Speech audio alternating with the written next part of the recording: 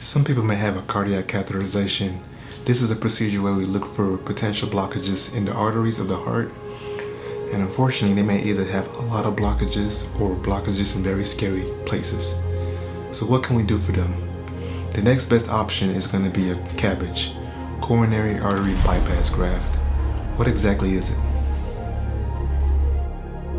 A coronary artery bypass graft, or CABG, is performed to improve circulation to the heart muscle.